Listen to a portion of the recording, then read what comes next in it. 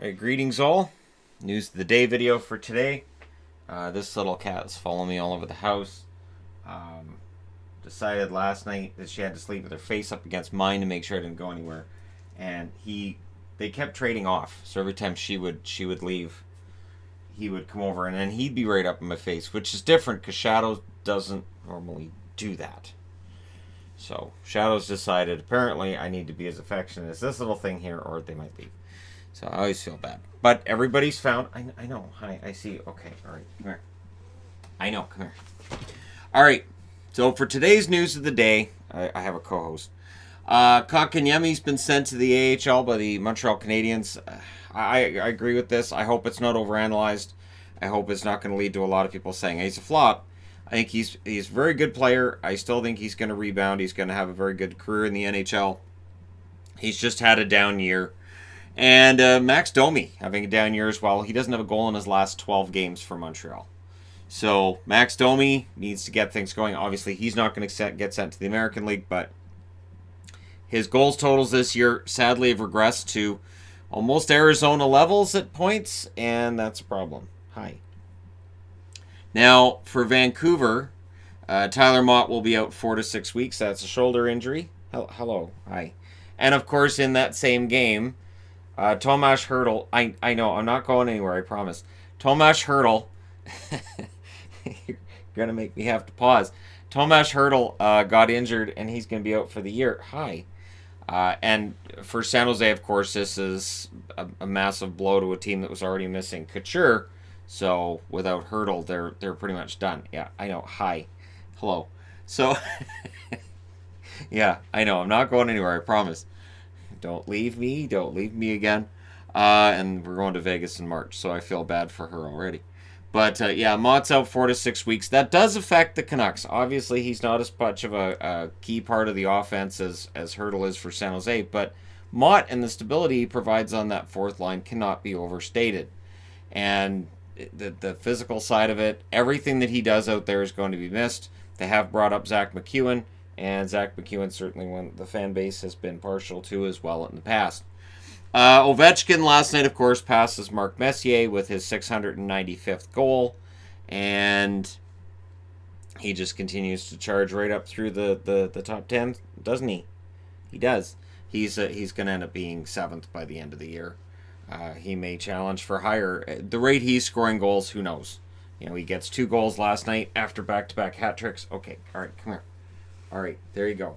All right, is that going to settle you down so you stop kicking at me? She's kicking. Well, you can't see off the camera. She's kicking at me too because she wasn't high enough. So yeah, Ovechkin 695 goals passes Mark Messier on the all-time list. He's up to 8th, so he's number 8, and he is 8, and all that. Okay, no, you got it. Okay, all right. I'm doing video. She never does this during video. 150th win last night for Vasilevsky. So if you're a fan of the Tampa Bay Lightning, you might be witnessing a goaltender in Vasilevsky who could end up recording a ton of wins. One record that looks like it's not approachable at all is the wins record by Marty Brodeur. The only current NHL goaltender you can look at his wins and project out he might have had a chance would be Braden Holtby. But Holtby this year, of course, is potentially losing his job to Samsonov in Washington. And he may move on at the end of the year. They may move on from him. And who knows where he goes. So for Samsonov to be able to get that, or not Samsonov, for Holtby to get those kinds of wins, he may have to do it somewhere else. And it does get kind of tricky. But what you need in order to be an all-time wins leader, you need to be on a team that wins regularly, and you need to play a lot. So for Vasilevsky, he's kind of got both right now. So maybe Vasilevsky emerges as the most likely. And by most likely, I mean still very, very remote, very, very likely not to reach that level. But 150 wins, congratulations on that to Vasilevsky.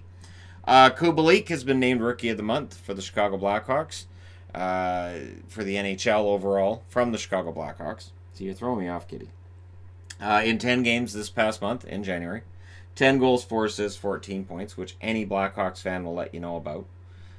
He was absolutely fantastic for Chicago. And we'll see whether or not he elbows his way into Rookie of the Year consideration. That's the word I was looking for. It's consideration. We'll see how long it takes for my brain to recover from the holiday that I just had and all that. Hi. And, yeah, Kubalik, Rookie of the Month. So Chicago's got a keeper there. 8 points in 10 games this year for Yamamoto. So Kyler Yamamoto, who was written off as a flop by some, and Edmonton's prospects in general who tend to get written off. But Tyler Benson was called up in the wake of an injury to Nygaard, so we'll see whether or not Benson gets a chance to prove that he is an NHL level player. I like Benson when I saw him playing for the Vancouver Giants, so hopefully that does work out for him. And for Yamamoto, it does look like he is finally ready to stay in the National Hockey League. So yeah, Kyler Yamamoto, 8 points in 10 games for him, and he's looked excellent. This is exactly what they had hoped for when they drafted him, and so maybe the Oilers drafting isn't as bad as some people think it was.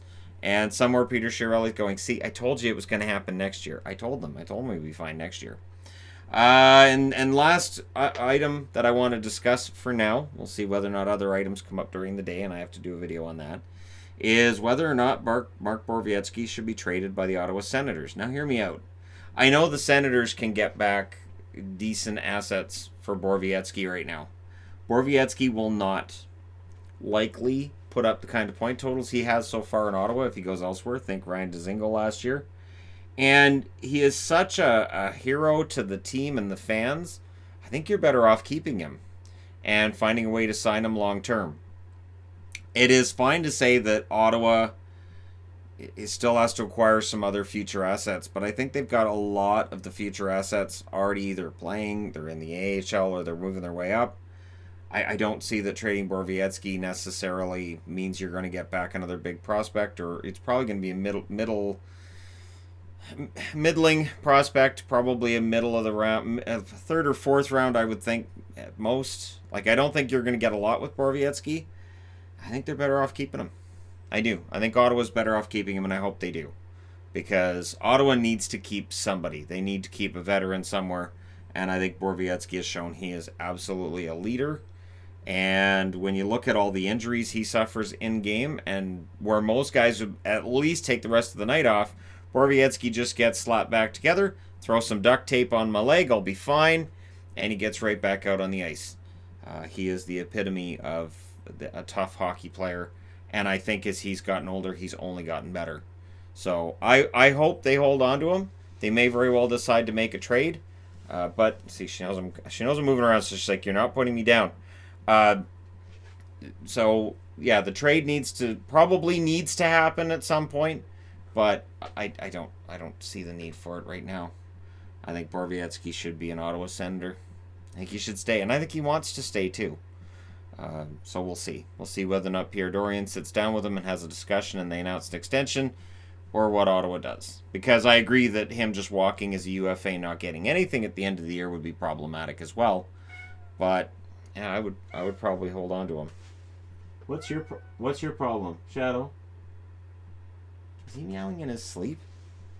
What in the world? Anyways, this is just what happens when I go on holiday. I come back and the cats are weird. Okay. Thank you guys so much for watching. Let me know your thoughts regarding any of these topics. There's now hockey for me to watch, as it's on from now until late tonight. So look for videos on that. The review of the matinee games, then the review of the evening games, then the power rankings, and then the preview for tomorrow, which is Super Bowl Sunday. Thank you guys so much for watching, for all your support. Hit like and subscribe if you're browsing your way through. You just happened upon this video, and you're like, hey, yeah, the guy's got cats, so yeah, why not? All right, thanks again for all your support. I will talk to you very soon.